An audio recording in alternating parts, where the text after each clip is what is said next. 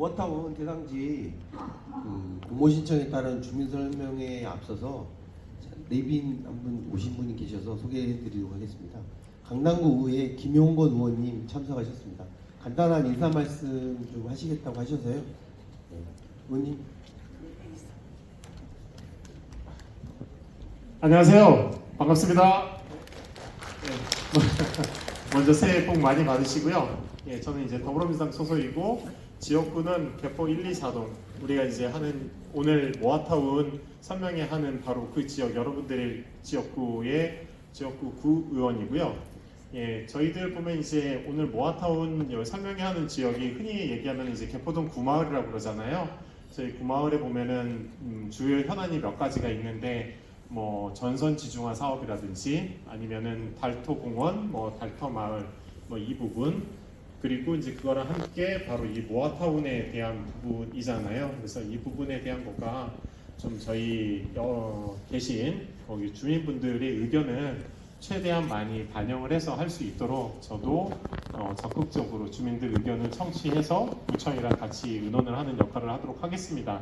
한 가지 이제 보면은 다른 지역에서도 모아타운을 좀 진행을 하는 경우들이 좀 많이 지금 있거든요. 강남구 전체적으로요.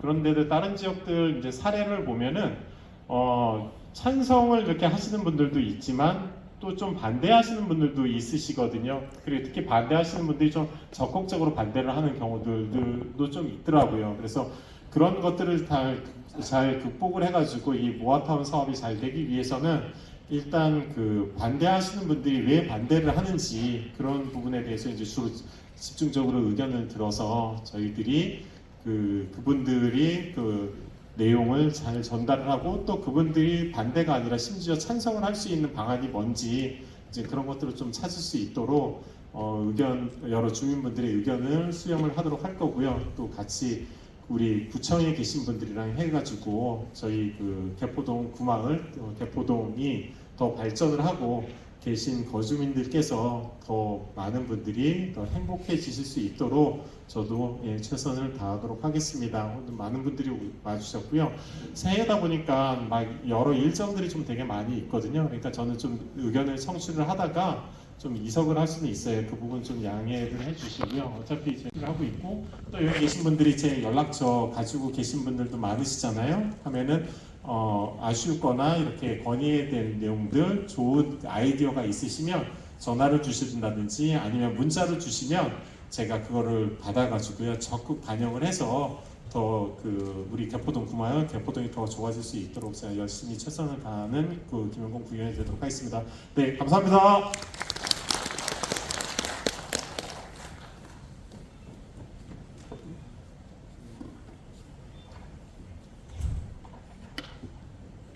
그러면 행사 진행하도록 하겠습니다. 먼저 국민의례가 있겠습니다. 자리에서 일어나셔서 전면에 있는 국기를 향해 주시기 바랍니다.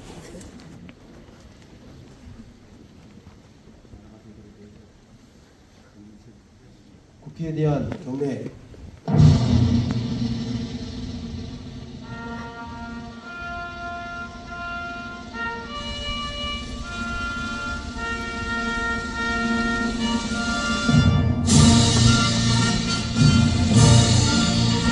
나는 자랑스러운 태극기야 자유롭고 정의로운 대한민국의 무궁한 영광을 위하여 충성을 다할 것을 굳게 다짐합니다.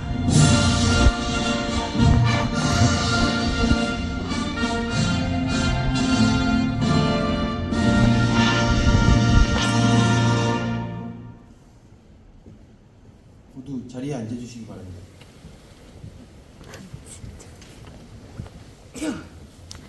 질문 설명회 진행을 맡은 재건축 사업과의 김태우 팀장입니다.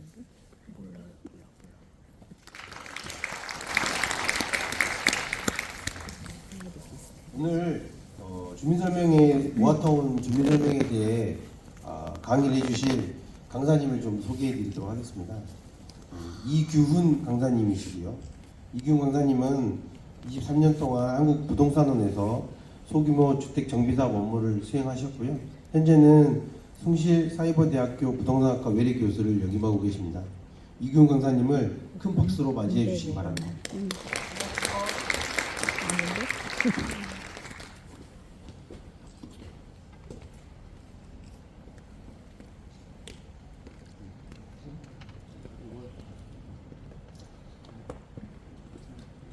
예. 그 오늘 저에게 주어진 시간이 한 뭐 40분밖에 없어서요. 그 좀 빠르게 진행을 하도록 하겠습니다. 오늘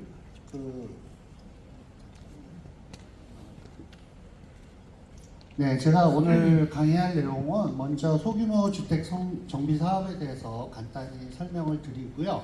여러분들이 관심이 있으신 모아타운 모아주택에 대해서 설명을 드리는 순서로 강의를 하겠습니다. 그리고 뒤 끝부분에 저희가 여러분들이 궁금하신 사항 질의응답을 받을 거고요. 또 뒷부분에 가면 또 개포동 이제 모아타운 신청하신 구역에 대해서는 강남구청에서 또 별도 설명이 있을 예정입니다. 일단 순서대로 시작하도록 하겠습니다.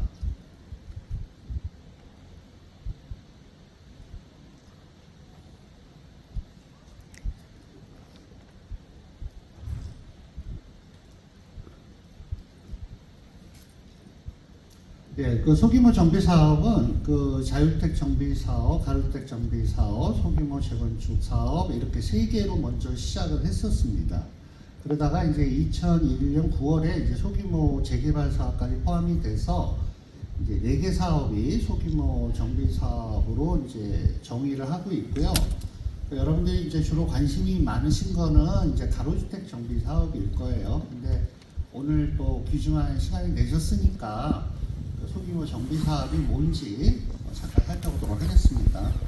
먼저 그 자유주택 정비 사업이라는 게 있어요. 근데 요거는 가장 조그만 규모의 사업이라고 보시면 돼요. 그러니까 한 2세대 이상, 3세대, 9세대 요 정도의 소규모 그 주택이 공동 사업을 하는 규모라고 보시면 됩니다. 그래서 우리가 어떤 개발 사업이라기보다도 그냥 주민들끼리 협조해서 하는 그런 조그만 사업이라고 보시고요.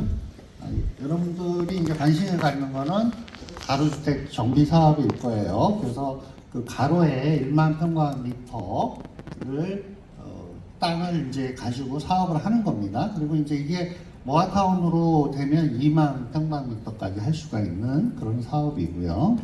그래서 원래 땅은 1만 평방미터 이하로 사업을 하는 거고요. 그 관리지역이라고 해서 요새 모아타운을 모아서 이제 좀 큰 규모로 그 모아타운 계획을 수립하지 않습니까? 그래서 그렇게 되면 규모를 2만까지로 이렇게 넓혀줍니다.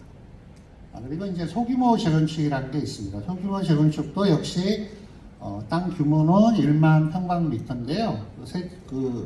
세대수가 200세대 미만이면 소규모 재건축입니다. 그리고 만약에 200세대가 넘으면 우리 그 도시정비법에 의한 일반 재건축 사업이 되겠습니다. 그래서 원래 이렇게 3개 사업이 있었고요. 21년 9월에 소규모 재개발 사업이 도입이 됐는데 이거는 역세권이나 중공업 지역에서 하는 소규모 사업인데요. 요건 땅이 또 5,000평방미터 미만이에요. 그래서 요거는 또 역세권 근처에서 하는 그런 사업으로 보시면 되겠습니다. 그래서 이제 가로주택을 중심으로 설명을 드리면 토지등 소유자의 10분의 8 이상 동의를 받아야 됩니다. 그러니까 80%죠. 그리고 토지 면적의 3분의 2 이상 또 동의를 받아야 됩니다. 그러니까 66.7%인데요. 그러니까 통상 67% 정도 동의를 받아야 됩니다. 그래서 이렇게 기본적인 내용을 좀 살펴보고요. 그래서 이건 그냥 예시도니까 한번 그림으로 한번 보시겠습니다.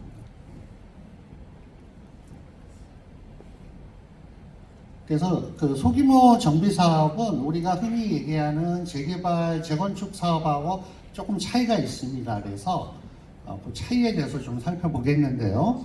일반적인 정비 사업, 그러니까 우리가 알고 있는 재건축, 재개발 사업은 이런 기본 계획이라는 걸 수립하고요. 기본 계획에 따라서 재개발이나 재건축을 할 수 있는 정비구역을 지정을 하고 추진위원회, 조합, 사업시행인가, 관리처분계 이런 순으로 진행을 하게 되어 있습니다.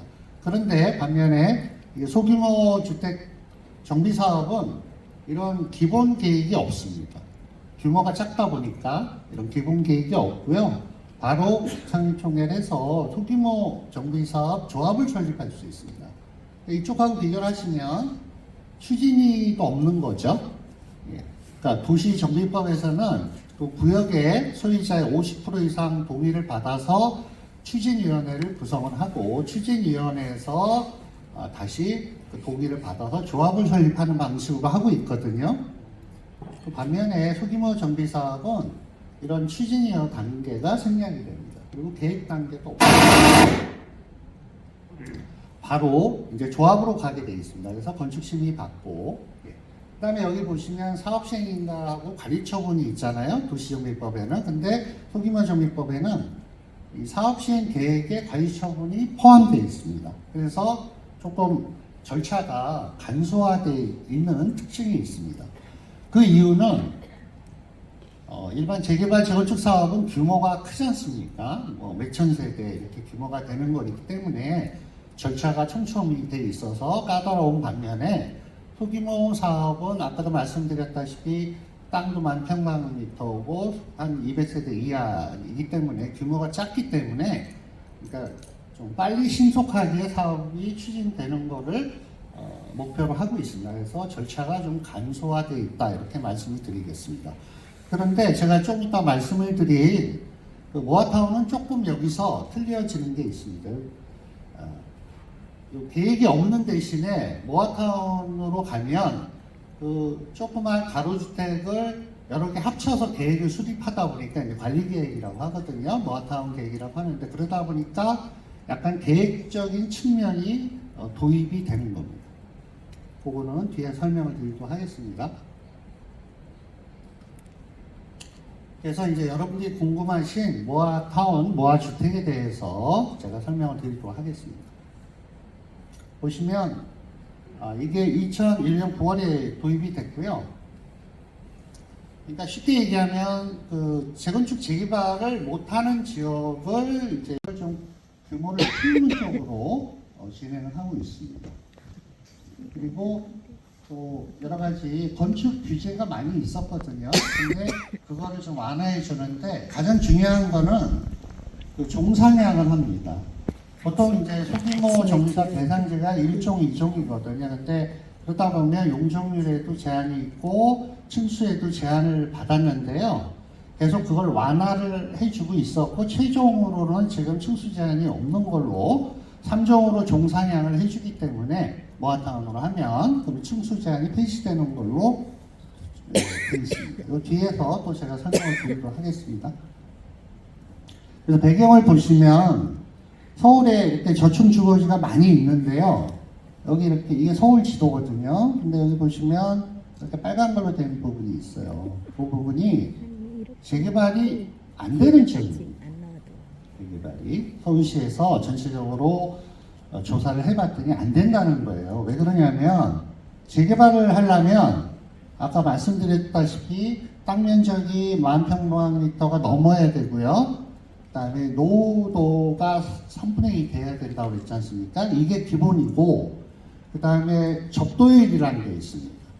4m 이상 도로에 주택이 접하는 그 비율, 그 다음에 가소필지 90평방미터가 안 되는 땅이 또 40% 이상인 거. 그 다음 호수밀도라 해서 헥타르당 60호가 있는 약간 과밀한 지역 이런 요건을 갖춰야 되거든요. 그래서 필수 요건과 선택 요건을 갖춰야 재개발 구역으로 지정이 돼서 재개발을 추진할 수 있는데 서울시에서 조사를 해보니까 이런 빨간 지역들은 이런 재개발 요건이 안 된다는 겁니다.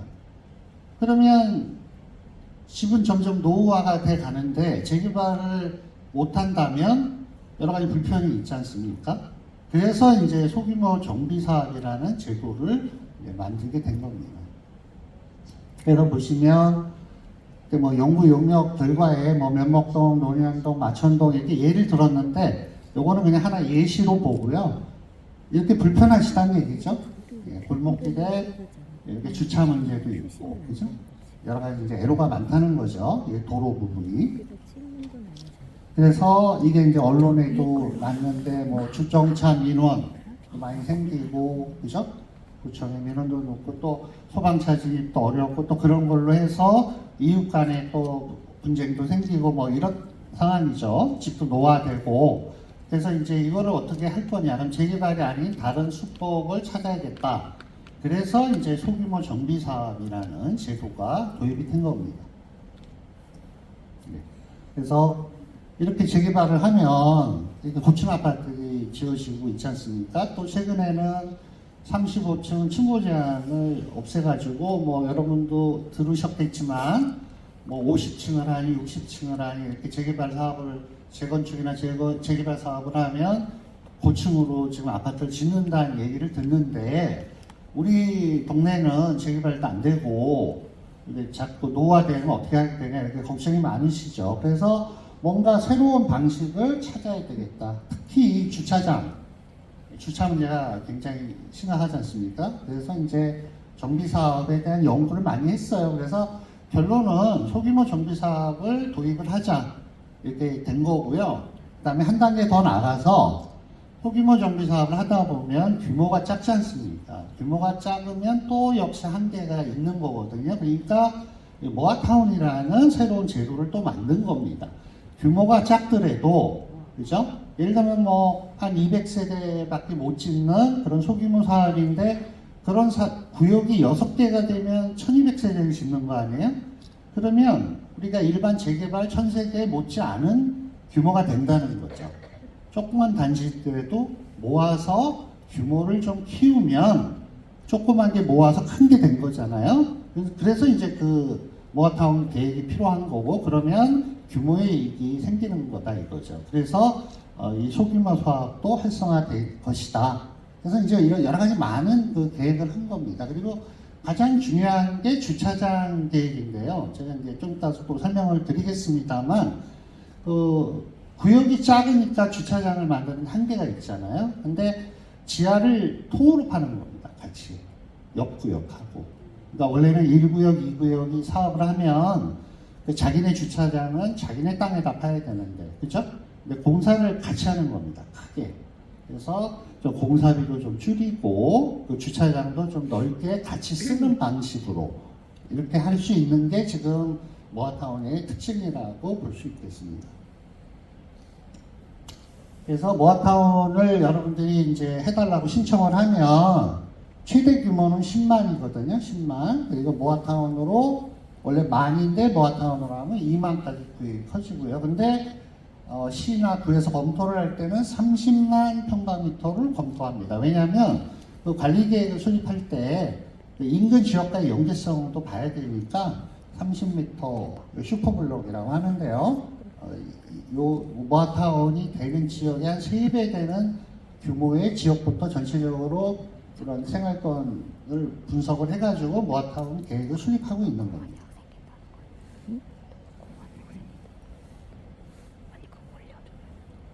그래서 이게 이제 서울시에서 모아타운 제도 그 컨셉인데요. 요게 예를 들면 모아타운 구역이 되는 거죠. 예.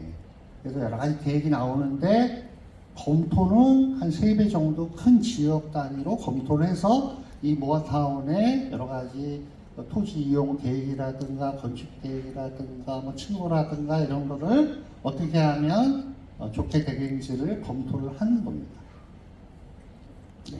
그래서 이게 예시거든요. 이렇게 있으면 여기다 이렇게 거점 시설들을 여기다 만들고 주가로는 이렇게 하고 뭐 보행가로는 이렇게 하고 이런 기본 컨셉을 만드는 겁니다. 그래서 모아타운으로 할 때는 전체 면적이 10만 평방미터로 커지는 거죠. 예. 물론 이 단위 사업을 하는 거는 2만 평방미터입니다만 모은 거죠. 2만 이렇게 모으면 전체적으로는 10만이 되는 겁니다. 그래서 예를 들면 구역이 1구역, 2구역, 3구역, 4구역, 5구역 이렇게 나눠지더라도 계획 자체는 마치 하나의 계획처럼 이렇게 연계성을 가지고 수립을 하는 겁니다. 그리고 노후도는 50%만 되면 됩니다. 아까 재개발은 3분의 2, 67% 이상이 돼야 된다고 말씀을 드렸잖아요. 근데 이제 모아타운은 50%만 노후도가 있으면 사업을 할 수 있습니다. 그래서 이런 이제 계획을 수립했고요. 그래서 요 모아타운 구역 내에 이제 다양하게 소규모 재건축으로도 할 수 있고, 그죠? 재개발도 할 수 있고, 가로주택도 할 수 있고, 다양하게 그 소규모 정비 사업을 할 수 있습니다. 근데 보통은 다 가로주택 형태로 하는 거더라고요. 근데 이제 이렇게 다양한 우리가 아까 검토했던 소규모 정비 사업을 같이 병행해서 할 수가 있습니다. 그리고 이제 건축 협정을 또 맺는다고 했거든요. 건축 협정을 맺으면 지하 요 구역이 각각 틀리더라도 인접한 거랑 같이 그 건축 협정에 따라서 공동 개발을 할 수 있는 근거가 됩니다.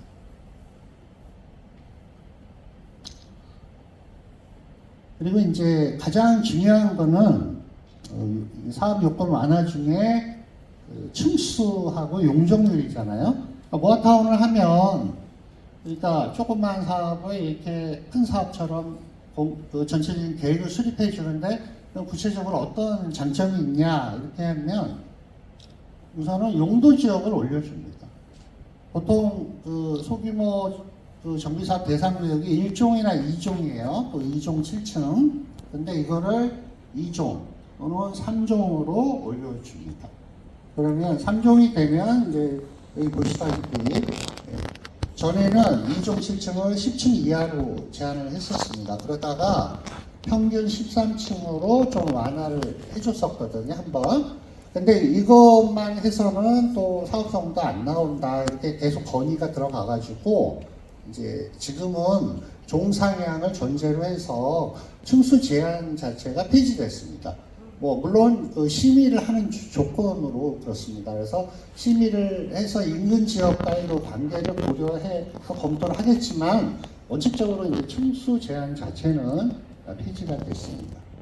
그리고 이제 종이 상향이 된다는 거는 여러분들 아시겠지만 주거 지역이 1종, 2종, 3종 이렇게 구분이 되어 있는데요. 그거에 따라 용적률이 차등 적용되고 있습니다. 근데 종을 상향한다는 거는 3종으로 올린다는 얘기죠. 3종으로 올리면 아까 말씀드렸던 것처럼 층수 제한도 없어지지만 용적률 자체가 올라가는 겁니다. 그래서 용적률이 올라가면 여러분들이 아파트를 더 많이 질 수 있다는 거죠. 층수도 올라가고 그러면 상대적으로 이제 사업성이 더 좋아진다는 뜻을 의미합니다. 그런데 무조건 다 올려주는 건 아니고요. 일정 조건이 있습니다. 그래서 보시면 예를 들면 여기에 원래 2종 지구였어요.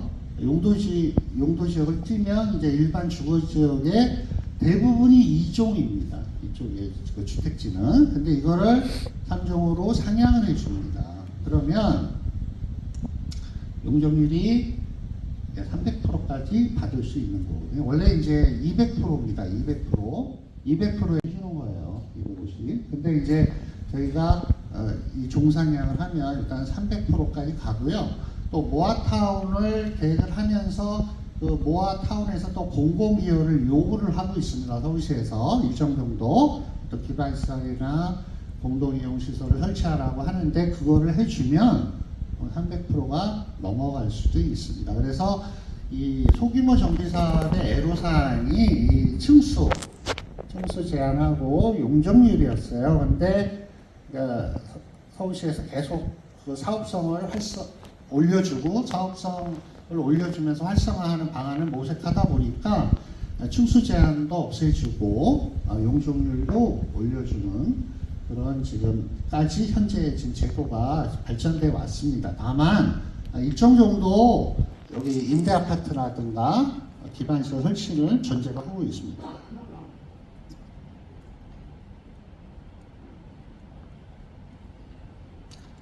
그 다음에 이제 아까도 제가 강조했던 부분이 주차장입니다. 주차장. 그죠? 여기를 보시면, 여기를 볼게요. 여기가 하나의 구역이고, 여기가 하나의 구역이에요. 그리고 여기가 이제 도로고, 이 도로를 경계로 이렇게 이 구역하고 이 구역이 나눠져 있거든요. 그럼 원래는 이 구역에 녹지도 만들고, 주차장도 사실은 이렇게 개별로 만들어야 되는 거거든요. 개별로. 그죠? 그런데 이거를 건축 협정을 해가지고 요 구역과 요 구역이 건축 협정을 맺으면 이렇게 지하 주차장을 통으로 파는 겁니다. 그죠? 원래는 이렇게 지하주차장 파고 이렇게 팠어야 되는데 이렇게 같이 팔 수 있다는 거예요. 넓게. 예, 그러면 어떤 장점이 있냐면 실제로 공사비도 좀 절약이 됩니다. 그죠? 좁은 땅에서 토목공사를 이렇게 해서 주차장을 만드는 것보다는 주차장 규모가 커지잖아요. 예. 그리고 이제 여기 위에 여러 도로가 있지 않습니까? 도로. 그럼 위에는 도로로 계속 쓰는 거지만 이 밑에를 또 주차장 공간으로 터서 쓸 수 있는 그런 여유가 또 생기는 거죠. 더 넓어지는 거죠. 예, 그래서 이런 식으로 건축협정을 하면 또 주민들이 혜택을 볼 수 있다 이거죠. 물론 이제 이 주차장의 소유권 문제는 각 구역으로 가겠죠. 이쪽은 또 이쪽으로 가고 그래서 뭐 나중에 건축을 한 다음에 운영하고 관리하는 부분은 또 별도로 약정이 있어야 됩니다만 어쨌든 설치할 때 이렇게 공동으로 설치를 하면 좀 더 이익이 된다 그런 말씀을 드리겠고요. 그리고 단지가 이제 이렇게 커졌잖아요. 모아타운 원래 이제 조그만 단지인데 모아서 10만 정도가 되면 굉장히 큰 단지가 되는 거거든요. 사실은 그러면 우리가 일반 재개발 모양 그 규모가 커져요. 그러면 어떤 장점이 있냐면 건축이 또 자유로워집니다. 그렇죠? 조그만 땅에서는 건축이 좀 자유롭지 않잖아요. 조그만 땅에서 어떤 건축을 그리는 데는 한계가 있는데 아무래도 이제 모아타운으로 하면 규모가 좀 크게 되지 않습니까? 그러면 이렇게 스카이라인이라든지 또 여기 주민 공동시설을 이쪽으로 모아놓는다든지 요게 이제 주로 활성화 거리가 되는 거죠. 근생, 거점시설, 무슨 주민센터라든가 여러 가지 이런 걸 모아놓으면서 이 소규모 정비사업은 이게 뭔가 아기자기한 건 있지만 뭔가 편의시설이 좀 부족한 게 많잖아요. 근데 이렇게 모아놓으면 좀 이런 걸 확보할 수 있어서 대단지 같이 느껴지는 그런 효과를 얻을 수 있는 거거든요. 네, 그렇습니다. 그리고 또 결정적으로 돈을 지원해 줍니다. 돈을. 이게 뭐냐면 이쪽 지역은 보통 주차장 확보가 굉장히 어렵습니다. 그죠? 여기 또 소규모로 사업을 하니까 땅도 좀 부족하고 그런데 그러다 보니까 근데 주차장을 지어야 될 거 아니겠습니까? 그래서 공연 주차장이나 공원을 조성하면 그죠? 이렇게 공원을 조성하는데 보통은 지상에 그냥 공원만 조성하고 말잖아요. 그죠? 그 밑에 땅은 눌리잖아요.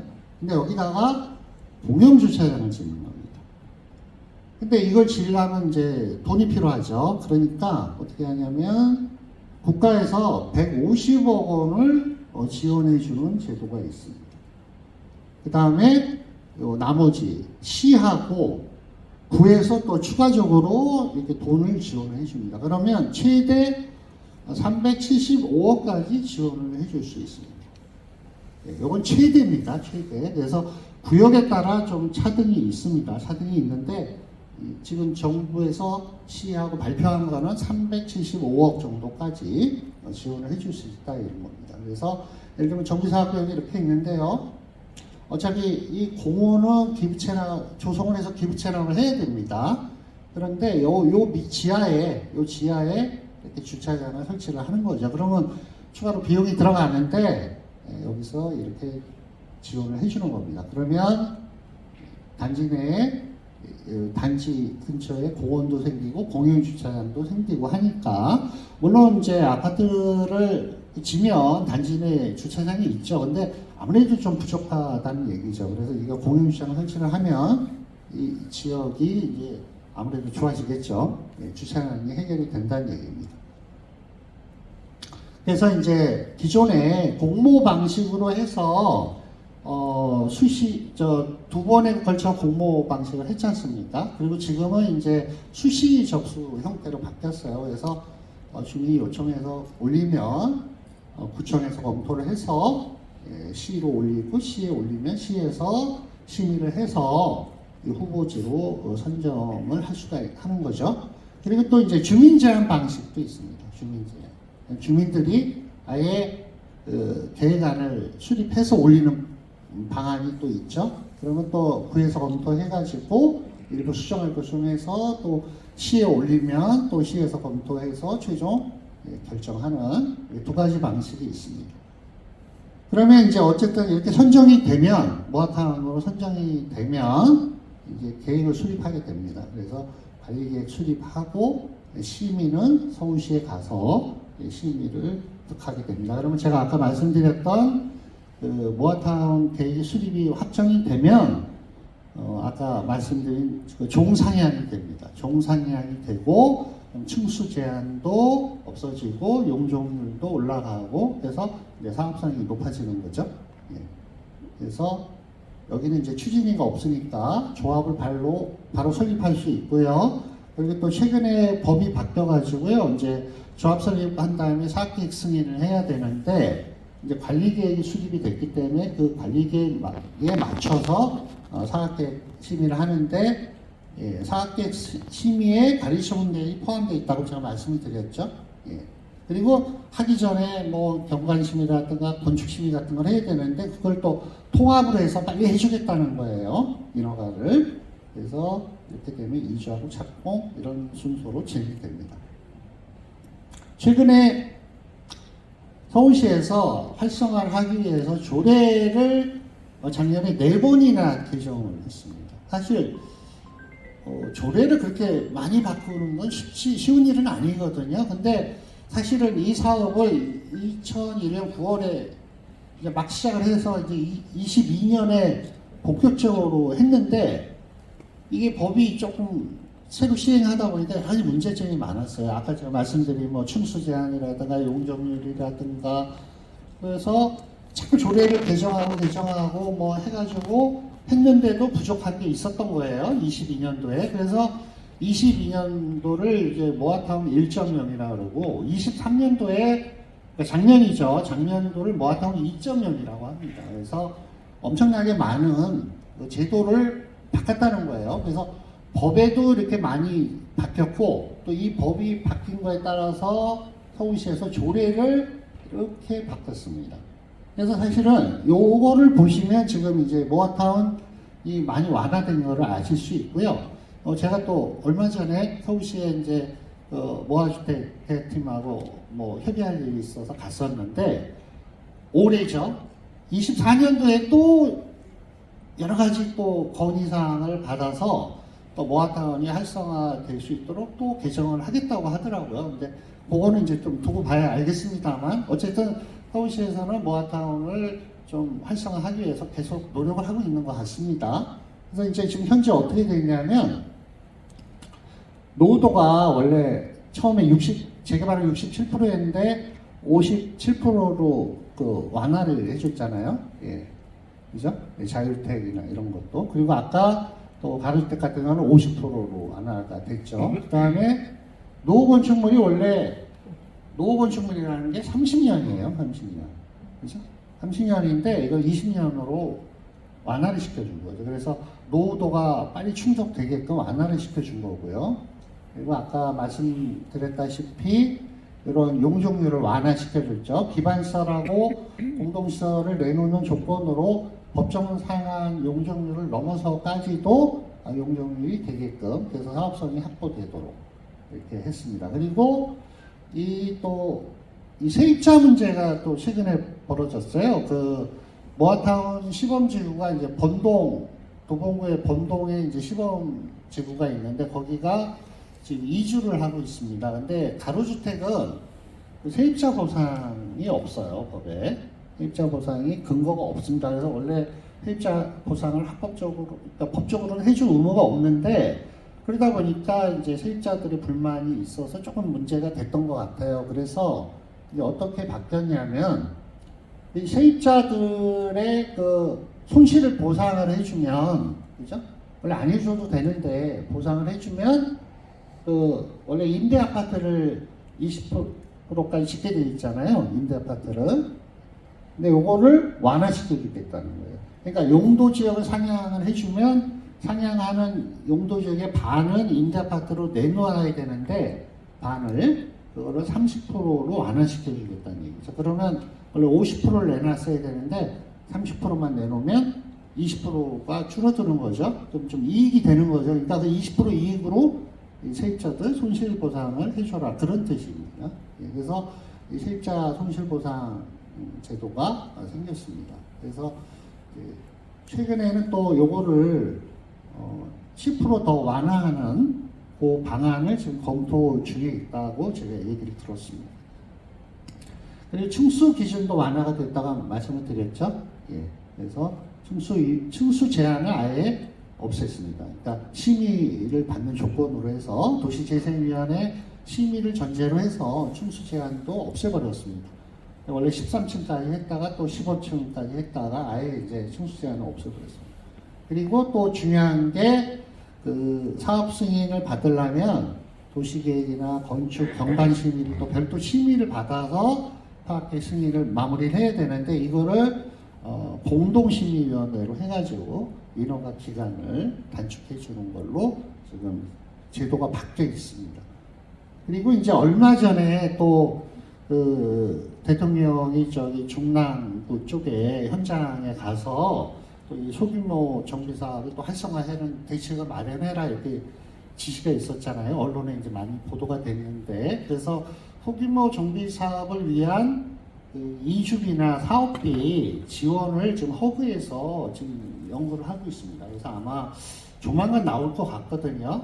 저도 좀 알아는 보고 있는데 아직은 뭐 확정된 사안이 아니라 얘기는 안 해주는데 어쨌든 사업비 대출하고 이주비 대출에 대해서 허브에서 어떤 보증 제도를 지금 만들고 있는 것 같습니다. 그래서 그거는 좀 나중에 또 확인을 해보셔야 될 것 같고요. 그래서 이 모아타운에 대해서 상당히 심혈을 기울이고 있다 이렇게 말씀을 드리겠습니다.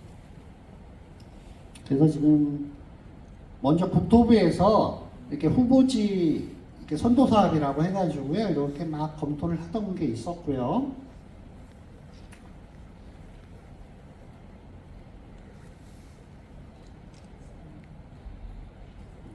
빨리 안 넘어가네.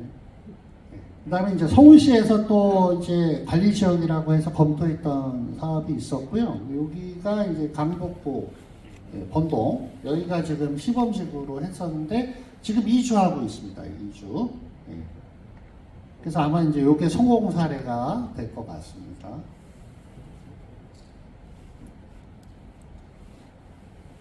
그리고 이제 그 22년 상반기에 모아타운 공모를 했어요. 그래가지고 1차 공모라 그랬죠. 그래서 21곳이 선정이 됐습니다. 그래서 여기 보시면 쭉 있죠.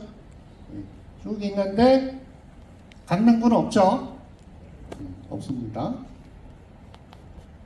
그리고 2차가 또 있죠. 2차가 쭉 해서 또 26곳이 했죠. 그리고 이제 여기 20년 하반기에 2차 때 이제 강남구 일원동 아시죠, 여러분? 대청마을 여기가 이제 추가로 또 선정이 됐습니다. 2차에. 그래서 이제 강남구에서 이제 하나가 선정이 됐죠. 요거 이제 그 일원동 그때 그 선정됐던 그에 이제 보도자료 난 거거든요. 근데 여기 보시면 뭐가 있냐면 두 군데가 있었는데 이제 한 군데 떨어지고 한 군데가 됐더라고요. 근데 한 군데가 이제 주민이 반대하시는 게 있어가지고 선정이 안 된 것 같아요. 그래서 이 모아타운은 그 아까도 많은 혜택이 있잖아요. 여러 가지 층수 완화, 용적률도 올려주고 그다음 면적도 2만까지 커질 수 있고 그래서 굉장히 혜택이 많은 그 계획이에요. 그리고 그거를 그 시에서 시하고 구하고 예산을 들여서 그 지원을 해주는 거거든. 만들어준단 말이에요. 그리고 행정력이 동원되는 건데 혜택이 있는데 주민들이 반대하면 안 하겠다는 취지입니다. 왜냐? 주민들이 반대하는 거를 돈 들여서 행정력을 낭비해서 해줘봐야 안 될 건데 그렇게 할 필요가 뭐 있느냐. 이게 기본 생각이에요. 그래서 후보지 신청을 했었는데 주민들이 반대해서 빼버렸습니다. 한 군데는. 그리고 반대가 없는 곳만 추진하는 걸로 돼 있고 또 설사 후보지가 선정이 돼서 관리계획을 수립하고 있을 때 또 반대하면 또 관리계획 수립 안 하겠다는 뜻입니다. 그죠? 왜냐하면 이거는 여러 가지 혜택이 있기 때문에 주민들이 굳이 반대하면 안 하겠다는 뜻이고요. 그 다음에 또 해달라는 데가 많습니다, 사실. 근데 굳이 반대하는 데까지 할 필요가 없다, 그런 뜻이더라고요. 이건 참고하시고요. 그래서 이제 이렇게 여기 강남에도 이제 하나 선정이 됐죠. 근데 이제 중요한 거는 요 권리선정일이라고 있어요. 권리선정일. 요 권리선정일 이후에는 땅을 분할을 하거나 그 다가구를 다세대로 바꾸거나 단독주택을 부셔서 공동주택을 지어도 분양권을 주지 않습니다. 하나밖에. 그 기준이 되는 날짜가 요 권리선정일이거든요. 그래서 요것만 좀 제가 또 추가로 설명을 드릴게요. 권리선정일은 그 투기를 방지하기 위한 그 대책입니다. 그러니까 아까 제가 설명을 드렸잖아요. 모아타운으로 되면 조그만 구역이 모아해서 큰 단지 같은 효과가 나고 층수 제한도 완화되고 용적률도 올려주고, 그죠? 또 여러 가지 지하 주차장도 공동으로 개발하고 해서 소규모 단지가 큰 단지에 효과를 내는 그런 거죠. 그런 계획을 수립해 주는데 그것도 시하고 구에서 예산을 들여서, 그죠? 행정 재정 지원을 해서 해주는데, 그렇게 되면 또 투기가 발생할 수가 있죠. 근데 이제 그렇게 해서 투기가 발생하면 안 되니까 이걸 한 거예요. 그래서 투기를 차단하기 위한 겁니다. 그래서 발표를 해요. 권리선정일을. 그러면 모아타운 선정을 하면서 발표를 합니다. 그럼 그 지분 쪼개기가 금지되는데, 지분 쪼개기 아까 말씀드렸죠? 예, 땅을 나대지를 분할하거나 단독을 다가구가 다세대로 바뀌거나 단독주택 있는 걸 부셔서 공동주택을 지어서 분양권을 여러 개 만드는 행위는 금지가 됩니다. 그리고 만약에 근데 이런 경우가 있잖아요. 그 보통 집 장사 하시는 분들이 단독 한 두세 개 사서 다세대 짓는 경우 많잖아요. 근데 그분들이 손해를 보면 안 되니까 착공은 되어 있어야 돼요. 착공. 아까 권리선정일 발표하는 날 전에 착공을 하면 됩니다. 착공을 하면 이 사람이 그 조합 설립 인가를 할 거 아니에요? 그 단위가 조합 설립할 때까지 준공해서 소유권을 다 분양을 해서 소유권이 넘어가면 이거는 현금 청산이 안 되고요. 만약에 착공 신고가 안 돼 있으면 이 사람들은 이제 손해를 볼 수밖에 없는 겁니다. 그래서 권리선정일 전에 착공을 했어야 돼요. 그러면 이제 이 사람들은 면제가 되고, 만약에 착공 신고를 못하면 나중에 거기다가 다세대를 한 열 몇 개 지었다 하면, 원래는 구분 건물이기 때문에 분양권이 15개 나와야 되는 거잖아요. 근데 15개 안 주겠다는 얘기입니다. 네, 요게 중요하죠. 예. 그리고 또 그래서 착공 신고를 했어도 조합 설립인가까지 준공이 나야 돼요. 그죠? 예. 준공이 나서 소유권이 넘어가야 됩니다. 그래서 두 가지를 유념하셔야 돼요. 이 권리선정일 전까지 착공을 했어야 되고, 또 착공을 했더라도 그 단위 조합이 조합 설립 인가가 나기까지 소유권이, 그러니까 준공해서 소유권이 확보돼야 됩니다. 그래야 분양 대상이 됩니다. 근데 이제 후보지로 선정을 해줬는데 주민들끼리 뭔가 잘 협의가 안 돼가지고, 예? 이 모아탄 계획이 수립이 안 되는 겁니다. 뭐 반대하시거나 뭐 이래가지고, 그러면 이거는 또 이 권리선정일이 이제 의미가 없어져요. 왜냐면 이제 이 모아타운을 취소가 되기 때문에, 그죠? 그리고 또 이제 원래 후보지에 들어갔었는데 주민들이 막 민원을 넣어놓고 구역을 빼줍니다. 또 구역이 경계가 바뀌거든요. 그러면 권리선정일은 또 의미가 없어집니다. 그래서 요거는 굉장히 중요한 내용이거든요. 그래서 이제 요거는 좀 알아두셔야 될 것 같고요. 네, 그래서 어떤 행위가 금지되냐면, 한 필지의 토지가 여러 개의 필지로 분할되는 거, 요거 못하게 되어 있는 거죠. 그 다음에 단독주택, 다가구. 다가구도 단독으로 보는 거예요. 우리 보통 뭐 하숙집 같은 거 있잖아요. 이거 단독이나 다가구가 다세대로 바뀌는 거, 이거는 이제 금지하고 있고요.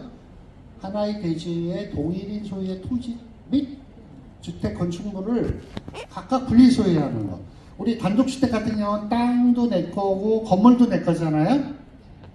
그런데 단독주택은 건물하고 토지하고 소유권이 다를 수도 있죠. 보통은 같은데 다를 수도 있어요, 사실은. 근데 그럴 경우에는 이 분양권을 하나로만 인정한다는 얘기입니다. 그리고 나대지에 건물을 지으면 분양권이 늘어나죠. 건물을 지으니까. 이것도 안 되고 또 철거하고 단독을 철거하고 다세대 지어도 안 되는 겁니다. 어떤 날을 기준으로요? 권리 산정 기준이에요. 그거는 시에서 발표를 합니다. 모아타운 후보지 결정을 하면 별도 발표를 하거든요. 그래서 그거는 유의하셔야 된다. 이렇게. 근데 이건 어쩔 수 없이 투기 방지를 위해서 하는 거다. 이렇게 이해를 하시면 되겠습니다.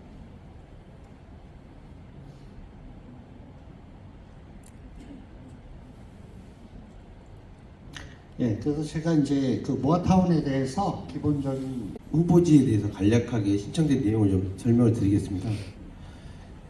개포동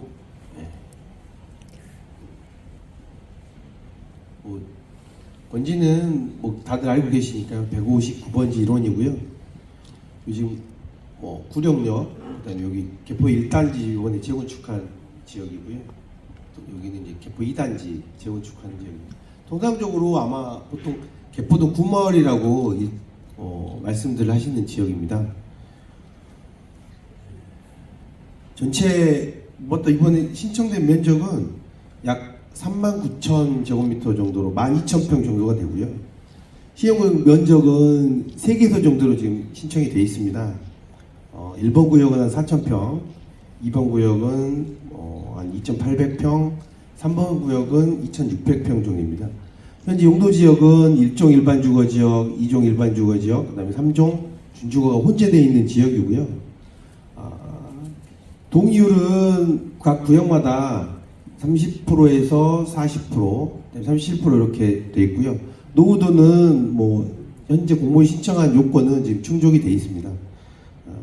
다만 요 구역은 만약에 이제 저희가 공모 신청한 게 서울시로 진달이 돼서 여기 이제 관리계획을 수립하게 된다고 하면 요 구역의 형태나 모양은 변경이 좀 될 수 있으니까 신청된 내용으로만 좀 이해해 주시면 될 것 같고요. 저희가 이제 이런 모아타운 관련 자료는 그 서울시 홈페이지에서 궁금해하시는 내용들이 있으실 수 있어서 저희 구청 홈페이지에도 있긴 합니다만 그 내용들이 발췌되어 있는 게 서울시의 분야별 정보, 주택 건축, 주택 공급, 모아주택, 모아타운 안에 보시면 요 내용이 좀 설명이 좀 자세하게 서울시에서 나와 있는 그런 소책자나 이런 바인더 같은 팜플렛들이 좀 들어 있어요. 혹시 궁금하시면 관련 내용을 좀 여기서 좀 확인해 주시면 될 것 같고, 구역 현황에 대해서는 이걸로 간단하게 소개 좀 마치도록 하고요. 강사님과 제가 그 질문하시는 내용에 대해서 몇 분께 좀 질의응답 받는 시간을 갖도록 하겠습니다.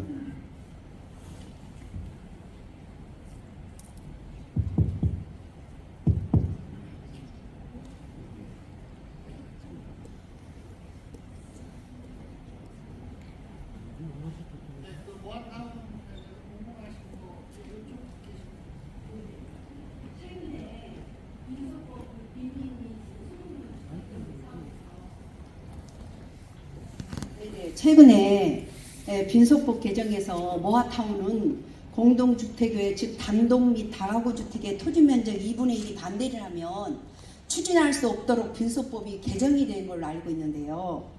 우리 마을은 이미 단독 다가구 주택 90% 이상이 지금 모아타운 반대 동의서를 작년 7월 28일 날 차장님한테 냈거든요. 가서 하였음에도 구청에서 계속 이것을 진행하는 이유가 무엇인지, 그리고 첫 번째 질문은 그것이고요. 두 번째는 그럼 이 모아타운을 중지하게 하려면 어떻게 해야 되는지 구청이 물어보고 싶습니다. 서울시하고. 네. 그렇죠. 예, 제가 간단히 답변 드리겠습니다. 그 공모 신청 요건에는 사실 이제 서울시 요번은 그 사업을 중지하거나 하는 게 아니고 신청 요건이 토지 등 소유자의 30%로 돼 있어요. 말씀하신 부분은 사실 공모를 반대하는 요건에는 들어가 있지는 않고요. 대신 일전에 제출해 주신 서류는 반대하는 비율이랄지 이런 것들은 저희가 이제 공모 신청을 서울시에 올릴 때 그 내용도 반대하시는 분들에 대한 비율도 상세히 적어서 같이 보냅니다. 그래서 이제 그 내신 거는 서류는 그대로 보내니까요. 내용을 확인해서 보내니까 제가 지금 숫자를 정확하게 기억을 못 하겠습니다. 죄송한데 저희가 구역이 많으니까 뭐 이제 숫자를 그러니까 서류 들어온 건 알고 있고요. 제가 이제 말씀하신 내용이 공모 신청을 반대하는 요건에 해당되지는 않습니다. 다만 선생님 죄송한데요. 이제 이렇게 제가 질문하셨으니까 답을 좀 드리고요. 예, 요 내용은 그러니까 일단 뭐 반대하시는 부분의 의견을 무시하는 건 아니고요. 다만 이제 신청하시는 분들의 의견도 있고 반대하시는 부분들에 대한 의견도 있으니 공모 신청할 때는 그 양측의 의견을 같이 통합하고 해서 저희가 서울시로 좀 보내고 서울시에서 심의를 할 때 그런 내용들도 아마 뭐 참고를 좀 하지 않을까 싶습니다. 이것으로 질문 답변 마치겠습니다.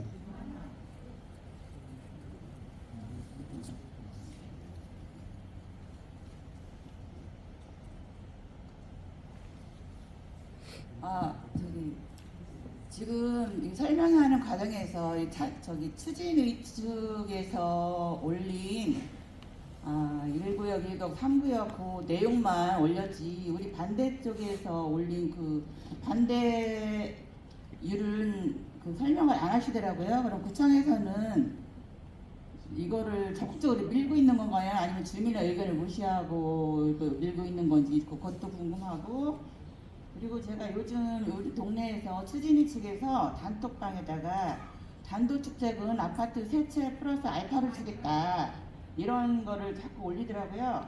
근데 이게 가능한지 그것도 궁금하고, 그리고 만약에 이게 실현이 안 됐을 경우 이렇게 준다고 했는데 정말로 이제 이게 아파트를 됐을 때 이게 실현이 안 되고 이야기한 거와 달랐을 때 이게 책임은 구청이 지는 건지, 구청도 이게 책임을 감당할 수 있는 건지 아니면 추진의 측도 감당할 수 있는 건지 그것도 궁금합니다. 그리고 이게 근거 없는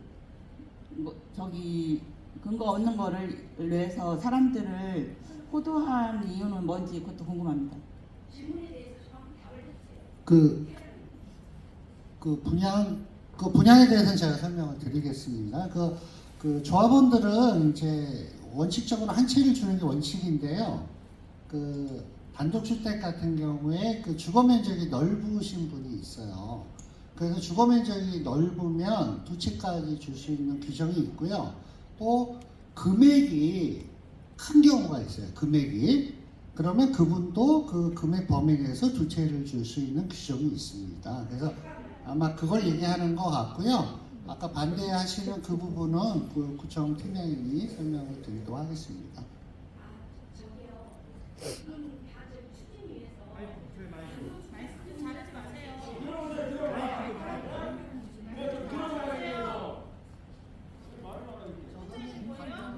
그 반대하는 부분은 좀 전에 말씀드렸지만 저희가 확인해서 관련된 제출된 서류는 서울시 공모 신청할 때 보낼 예정이고요. 반대해서 제출하신 분들은 반대가 몇 프로인지 다 알고 계시잖아요. 이 자리에서 설명을 하지 않았다고 해서 저희가 반대하는 건 아니고요.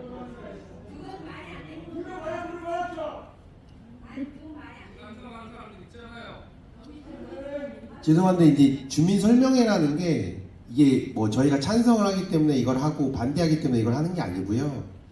이제 그 공모 신청하시면 이 모아타운 제도에 대해서 정확하게 이해를 못하고 계신 분도 계시고 다른 내용으로 알고 계신 분들도 계세요. 그래서 이제 저희가 이 주민설명 요건을 하면서도 사실은 이제 여태까지는 구청에서 자체적으로 좀 저희가 이제 설명을 좀 드렸는데 이게 좀 오해하고 계신 내용도 있고 해서 사실은 요번부터는 좀 모아타운에 관해서 좀 전문적으로 계신 또 강사니까 이 초빙에서 또 설명을 좀 드리는 거예요. 찬성을 하시라, 반대를 하시라 그런 의미가 아니고요. 이 사업의 제도와 이 사업의 취지, 그다음에 내가 이걸 듣고 정확하게 찬성을 할 건지 반대를 할 건지 판단을 하시라는 의미에서 저희가 이 설명회를 주관해서 좀 드리는 거고, 공모전 신청이라고 하는 게 반대 비율이 몇 프로라는 이런 비율이나 이런 것들은 사실은 정해진 건 없어요. 그렇지만 분명히 말씀드리겠지만 반대하시는 분들의 비율이 몇 프로라는 얘기는 제가 공모전 신청할 때 서울시에 같이 의견을 적어서 보내겠다고 그 얘기는 여러 차례 드렸습니다. 이걸 답변이 좀 될까요? 예, 다음 질문 드리겠습니다. 모아타운이 안 되면은 첫 번째 종상향이 되는지 하고요. 그 다음에 우리가 여기 구마을에 주차난이 심합니다. 그 다음에 전선 지중화를 그런 게 많이 필요한데 그것이 모아타운이 아닌 방법으로 해결할 수 있는지 그 두 가지를 여쭤보고 싶습니다. 뭐 질문에 뭐 핵심적인 얘기가 어떤 건지는 제가 잘 모르겠습니다만, 용도 지역 상향은 물론 다른 방법을 통해서도 할 수 있지만 그거는 이 자리에서 답변을 드릴 만한 내용은 아닌 것 같고요. 그다음에 이제 일반적인 그러니까 뭐 이 사업을 통해서만 가능하다 이런 얘기를 좀 뭐 하시고 싶어 하시는 것 같긴 한데, 사실은 뭐 물론 모아타운을 통해서도 사업이 실현 가능하지만 다른 방법도 있습니다. 그렇지만 저희가 어떤 방식으로 사업을 추진하시라라는 얘기를 드릴 수는 없고요. 모아타운 자체에 대한 제도를 설명을 드리고 공모 신청을 하기 전에 저희가 주민들께 안내해 드린 자리라고 이해를 좀 해주시면 될 것 같습니다. 또 이 제가 아까 설명했던 부분이 이제 모아타운으로 하면 종상향이 되거든요. 종상향이 되면 용적률이 늘어나는 거고, 모아타운의 특징이잖아요. 모아타운을 안 하고 그냥 가로주택으로 하거나 다른 방법으로 했을 때 종상향은 되게 어려워요. 그러니까 특히 서울 지역 같은 경우는 도시 지역은 지구 단위 계획이라고 해가지고 그 도시의 지구를 어떻게 관리하는 계획이 다 수립이 돼 있어요. 그래서 종상향 하려면 지구 단위 계획 변경을 해야 되거든요. 지구 단위 변경은 다른 방법으로는 굉장히 어렵습니다. 제가 이제 도시계획 쪽 공부를 해서 이렇게 말씀을 드리겠습니다.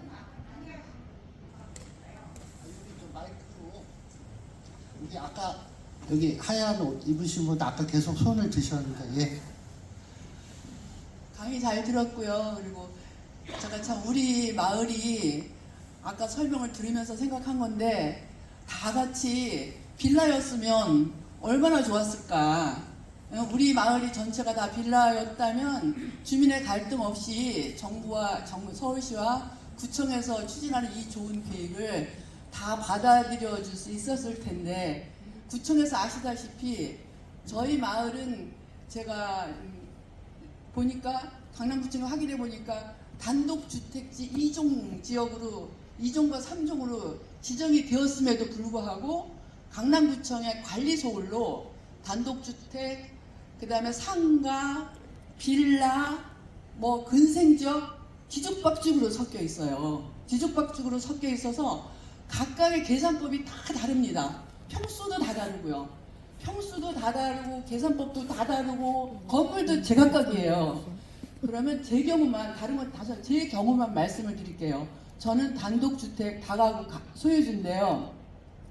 저 같은 경우는 아파트 관리비 내고 살 형편이 안 돼서 제 남편 공무원 퇴직하고 살다 보니까 생활비가 모자라서 단독주택을 구입을 했는데, 애들 결혼시키다 보니까는 전세금 4억을 빼서 애들 결혼을 시켰고, 또 은행에 융자를 2억을 받아서 대출을 받아서 했어요. 그리고 월세 조금 받아서 생활비를 연금에다 보태서 살고 있습니다. 그런데 지금 이제 모아주택 저도 뭐 이익이 된다면 100% 하죠. 근데 이거 한다 소리를 들으니까, 그럼 모아주택 하면 나 이주하면 당장에 나 전세보증금 빼줘야 되고 은행에 융자 갚아야 되고, 나 딴 데가 이사가서 살려면은 뭐 요새 뭐 전세 뭐 한 수억 들어야 되고, 그러면 10억 이상의, 내가 계산을 많이 11억 이상의 제가 빚을 져야 됩니다. 그리고 그 이자 부담을 제가 해야 되는데, 그러면 저 갑자기 내가 그냥 겨우겨우 남편 공무원 퇴직금 가지고 겨우겨우 아등바등 서민 중에 서민으로 살고 있는데, 하루아침에 갑자기 제가 이렇게 10억 이상의 빚쟁이가 되면 그 이자 저희 먹고 살 돈도 없어요. 그러면 그거는 서울시에서 저는 이자 물을 능력도 없으니까 서울시에서 무아주택 다 될 때까지 그런 비용이 저뿐만이 아니라 저와 비슷한 경우에 비용을 대줄 건지 말씀해 주시기 바랍니다. 그 보니까 이제 아까 말씀하셨는데 보통 이제 이런 사업을 하다 보면 그러니까 단독주택 가지신 분들하고 다세대 가지신 분들 또 뭐 상가 가지신 분들 또 무슨 뭐 식당을 하시는 분들 다양한 분들의 이해관계가 다 틀리더라고요. 그런데 여러분들 잘 아시겠지만 그걸 구청 공무원한테 얘기하면 답을 드릴까요?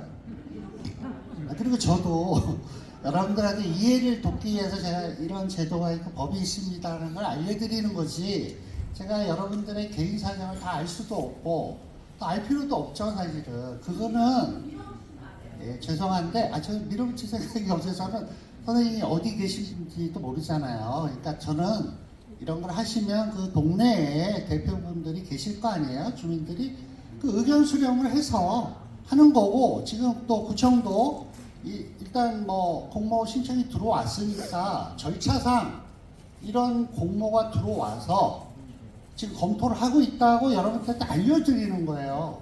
그래서 이런 자리에서 반대하시는 분들이 또 말씀을 하게끔 자리를 만들어 드리는 거예요. 그죠? 그리고 또 찬성하시는 분은 찬성하실 거고 이런 얘기를 한 거를 구청에서 다 의견 수렴을 해서 이 서울시에 이제 올릴 때 공모 신청 몇 명이 신청했어요. 그래서 또 반대하시는 분들의 이런 의견도 들어왔어요. 또 이런 얘기를 다 정리를 해서 올려요. 그럼 서울시에서 검토를 하겠죠. 그러면 이제 거기서 여기 뭐 반대가 많으니까 안 된다든지 된다든지 뭐 어떤 결정이 되겠죠. 그래서 그런 거를 이제 오늘 의견을 얘기하셨으니까 제가 여기 계신 분들이 지금 말씀하신 분의 경제적 사정까지 해결해 줄 수 있는 건 아니잖아요. 예.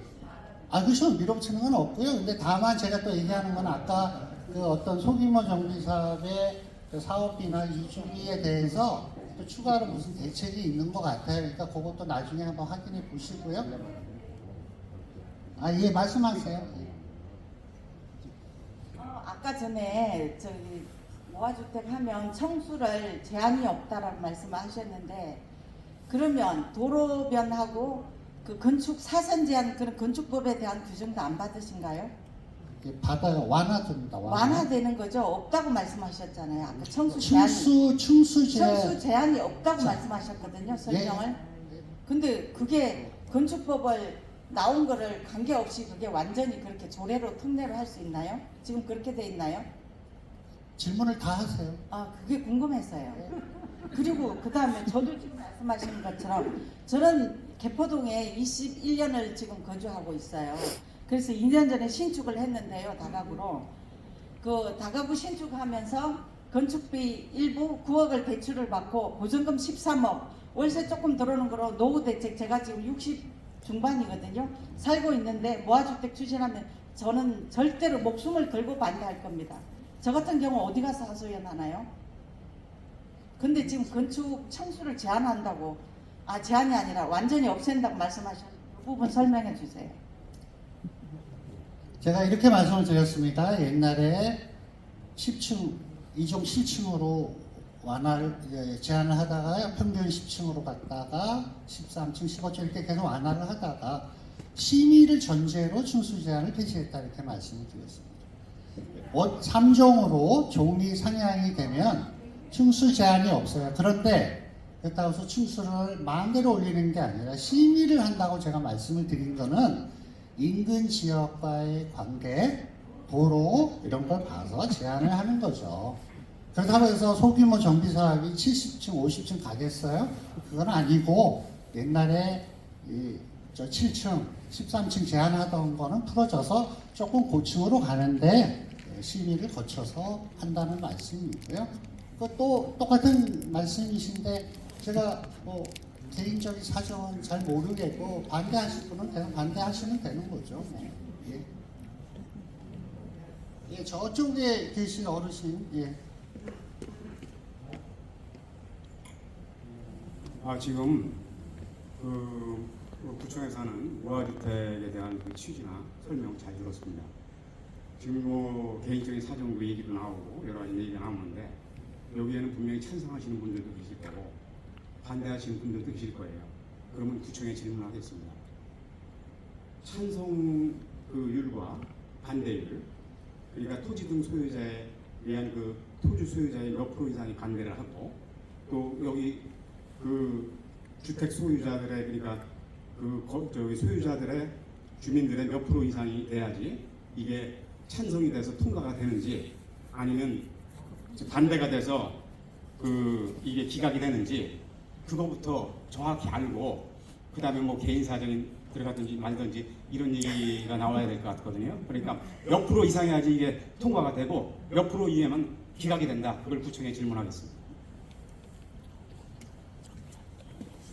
이 공모에 이렇게 통과되는 비율이랄지 아니면 기각되는 비율이 지금 정해져 있는 건 아니고요. 서울시에서 이 공모 신청이라는 거를 하는 요건은 토지 소유자 분들의 30%라고 돼 있고 노후도 기준이 있습니다.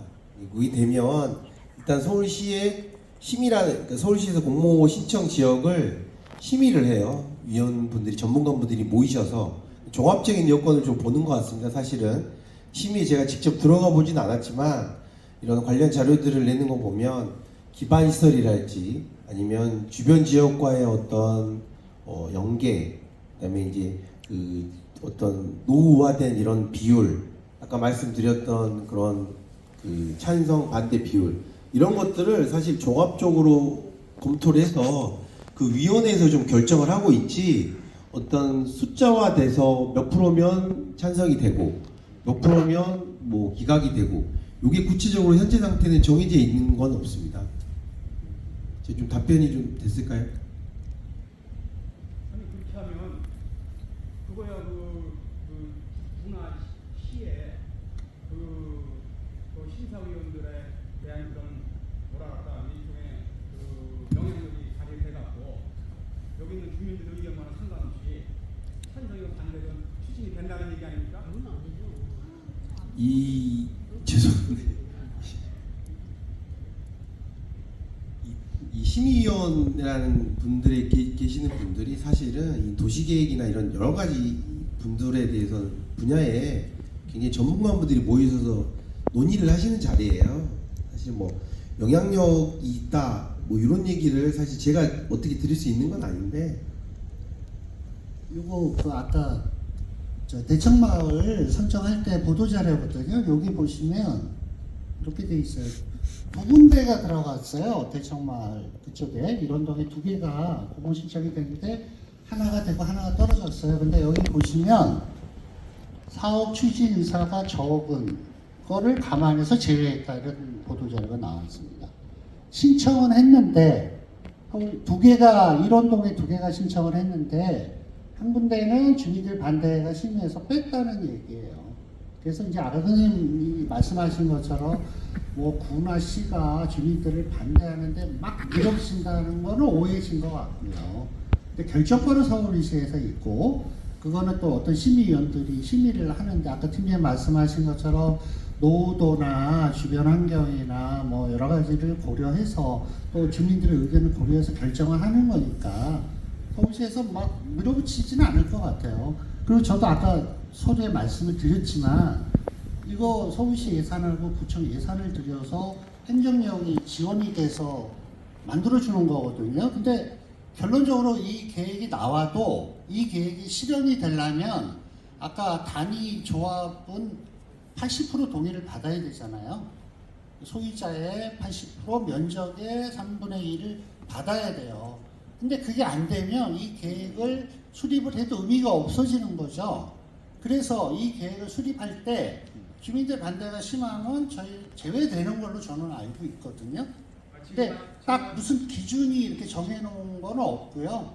종합적으로 판단을 하는 걸로 알고 있습니다. 말씀하신 것 중에 그 주민의 80% 토지 소유자의 지금 3분의 1이라고 했습니까? 30%라 했습니까? 소유자의 80% 면적의 3분의 2. 3분의 2. 네, 그게 안 되면 그 조합을 못 설립하거든요. 그죠? 조합이 없으면 사업이 안 되는 거예요. 그러니까 뭐 반대하시는 분, 그러니까 찬성하시는 분이 80%가 계셔야 되는 거예요. 요 공모는 30%만 하면 이제 이렇게 신청할 수 있는 거고, 이 계획이 나오더라도 이 계획을 추진하는 거는 조합이고요. 그 조합이 되려면 80%, 소유자의 80%, 면적의 67%, 3분의 2가 돼야 돼요. 그러면 반대하시는 분이 더 많으면 결국 조합이 안 되고 사업은 안 되는 겁니다. 그렇게 이해를 하시면 될 것 같고, 아까 분양에 대해서 물어보셨는데 오해가 있으신 것 같은데, 제가 아까 설명을 하다 말았는데, 그 규정에 면적이 크거나 금액이 크면 우리 1+1이라서 두 채 줄 수 있는 규정이 있고요. 또 가로주택은 세 채까지 주는 규정이 있습니다. 법에 그런 규정이 없는 건 아니에요. 있는 거고, 근데 그거는 이제 조합에서 법에는 할 수 있다 이렇게 돼 있습니다. 정확히 해야 할 수도 있고 안 할 수도 있는 겁니다. 임의 규정화. 근데 법에서는 할 수 있다 이렇게 돼 있고, 조합을 설립할 때 주민들이 정관을 만듭니다. 정관은 조합의 법이죠. 근데 우리 지역은 가로주택 할 때 이런 분들한테 두 채 주겠다, 세 채 주겠다, 정관을 정하면 줄 수 있는 겁니다.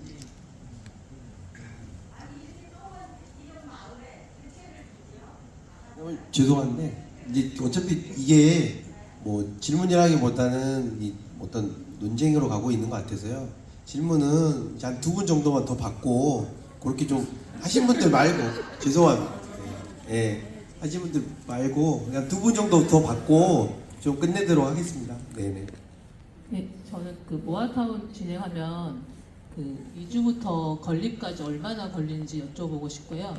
저는 찬성하는 쪽인데요. 저는 신혼집으로 지금 원룸에 들어와서 거의 15년째 살았는데, 지금 단독주택을 보든 뭐 도로를 보든 미래가 없어 보이거든요. 구마을이. 저희 주차도 너무 어렵고 막 물도 맨날 새고, 그 물 새는 것 때문에 거의 겨울마다 수리비가 100만원씩 나가는 것 같아요. 근데 저희 아이들이 컸을 때 이 구마을에서 개포동에 살았으면 좋겠는데, 지금으로는 미래가 있을까 싶거든요. 그 반대하시는 분들은 어떤 미래를 바라보시고 반대하시는 건지 좀 궁금하고요. 그 반대하시는 분들도 자식 세대가 있잖아요. 약간 자식들 분들이 좀 더 편한 곳에서 살 수 있으면 좋지 않을까 생각합니다. 이주는 이제 사업계획 승인이 난 후에 이주를 하시거든요. 사업계획 승인. 소규모 사업은 사업계획 승인 때 관리처분까지 포함이 됩니다. 그래서 아파트를 질 수 있는 본설계 허가를 받고, 그 안에 여러분들이 이제 추정 분담금이라 해서 내가 몇 평 갈 때 분담금이 어느 정도 된다는 그 계획이 다 여러분들 총회를 통해서 결정이 되고, 구청의 허가를 받으면 이제 여러분들이 이사를 해야 철거를 할 거 아니에요. 그리고 공사를 하잖아요. 그래서 이주 기간은 그 구역의 소유자 숫자에 따라 틀린 것 같아요. 그냥 우리가 이사하면 개인이 이사해도 한 석 달은 걸리죠. 뭐 계약하고 뭐 어디 집 알아보면. 근데 여기 계신 분들은 이제 구역마다 몇 명이 계신지 모르는데 뭐 100명일 수도 있고 200명일 수도 있잖아요. 그 규모에 따라 좀 틀리는데, 뭐 적어도 뭐 몇 달은 걸리겠죠. 그리고 이제 모아타운 전체로 보면 조합원들이 뭐 500명, 600명 되면 6개월 이상은 걸리지 않겠어요? 예, 그 정도 되고, 예, 그렇게 보여집니다. 예, 또 저기 이렇게 계신 분, 예.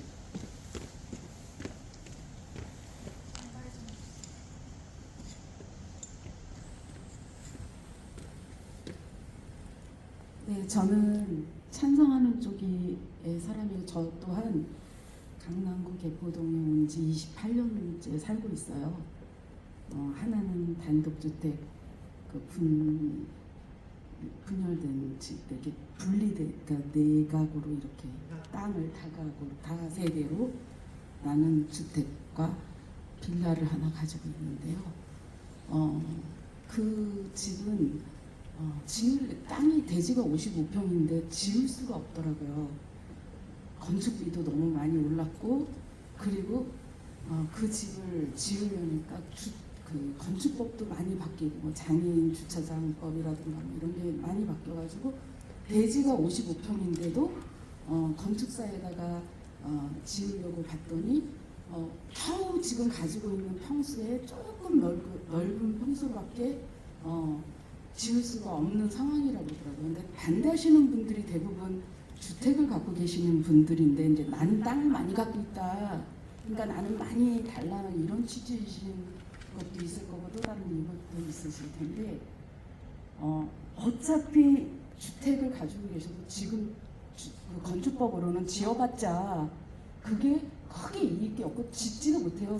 거의 땅을 뭐 30평대 갖고 계신 분들도 반대를 많이 하시더라고요. 저희가 가지고 있는 거 55평인데도 다시 지어도 별로 정말 그러니까 마이너스더라고요. 마이너스.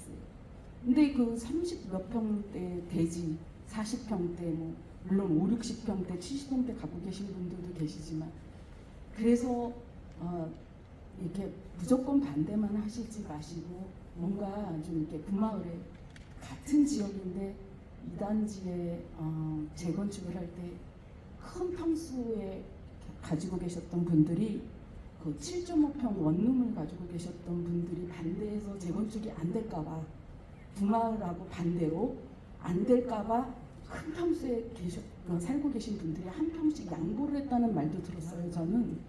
그런데 왜 구마을은 이렇게 정말 더 발전을 해서 정말 더 이렇게 좋게 가야 되는 상황인데도 왜 이렇게 어떤 부분에 부딪혀서 이렇게 이게 계속 지연이 되고 이렇게 되는지는 참 마음 아픈 일이고 저분이 하셨던 말씀처럼 다음 세대가 있는데 이런 격차를 조금 줄일 수 있는 방법은 구청에서 그러니까 그런 방법을 좀 해주시면 안 되나 이렇게 반대하시는 분들과 찬성을 이렇게 애달게 하고 계시는 분들의 좀 그런 격을 좀 좁혀주는 이런 자리를 좀 마련해 주시거나 이렇게 해주시면 안 될까 이런 생각을 해봤고요. 그리고 자, 반대하시는 분들도 여기를 상가 지역으로 전체를 만들려고 막 엄청 애를 쓰시더라고요. 근데 저는 그게 더 여기 노화주택이나 이런 거를 해서 발전을 하는 것보다 그게 더욱더 가망이 없는 아까 말씀해 주셨듯이 더 가망이 없는 것 같은데 이분들은 그런 얘기를 그런 팜플렛을 집집마다 다 돌리셨거든요. 그래서 그게 더 정말 그 가망이 없는 그런 거라는 것을 좀 더 이렇게 구청이나 우리 전문가 선생님께서 좀 명확하게 좀 이렇게 얘기를 해주셨으면 좋겠고 좀 마음을 잘 합쳐서 구마을 전체가 지금 너무 진짜 구마을 들어가면 너무 강북보다 더 심하잖아요. 마음을 많이 합쳐서 그리고 제가 질문 드리고 싶은 건 한 가지 어디든지 반대자들이 있었을 거예요. 그런데 우리 구마을도 그렇고 반대자가 있으면 이게 추진이 안 되나요? 그게 너무너무 궁금해요. 왜냐하면 이 반대자들이 제가 생각할 때는 정말 이렇게 좀 그 20-30%라고 생각하거든요. 네, 네, 질문이 그겁니다. 예. 반대자가 있으면 이게 안 되는 거죠. 예, 말씀 감사하고요. 이제 이 공모 신청 건은 사실은 이제 소유자의 30%라는 이제 어떻게 보면 가장 기본적으로 시작을 하는 단계고요. 계속 요거를 하는 과정에서도 저희가 의견 수렴 만약에 선정이 된다고 하면 의견 수렴을 또 하고 실제 이게 말씀하셨던 우리 강사님께서 말씀하셨지만 이제 이 사업이 정말 어떻게 구체화돼서 실현이 돼서 이주가 되는 과정에는 굉장히 많은 동의와 또 굉장히 많은 결이 이뤘던 그런 의견 수렴하는 과정들을 거쳐요. 이제 몇 프로의 반대가 되지 않냐? 사실은 뭐 법이라는 게 만들었을 때 반대가 몇 프로라고 해서 만들진 않아요. 그러니까 이러이러한 사업은 얼마 이상의 동의가 있으면 됩니다라고 만들지 반대 요건을 만들어주는 경우는 사실 많지 않습니다. 이제 그 아까 말씀하셨던 그 80% 이상의 동의가 필요한 건 맞고요. 그 과정이 지금 과정은 아니겠지만 추후에도 그런 과정들이 좀 필요하고 이제 구청은 사실 뭐 주민분들의 갈등이 사실 생기지 않고 사업이 진행되기를 바라고 또 어떻게 보면 많은 쪽의 의견에 따라서 또 이 사업이 되기도 하고 안 되기도 하기를 원해요. 사실은 갈등 강제로 유발하고 싶은 생각은 없고, 이 주민 설명회도 아까도 당초에 말씀드렸지만 모아타운이 무엇인지 잘 모르시잖아요. 일반분들이 또 기회도 많이 없고 혼자 공부하기도 힘드시고. 그래서 공모전 신청하기 전에 저희가 이제 또 이런 자리를 좀 만든 거니까 그런 쪽으로 좀 이해를 해주시고요. 오늘 설명회는 이걸로 좀 마치도록 하겠습니다. 네.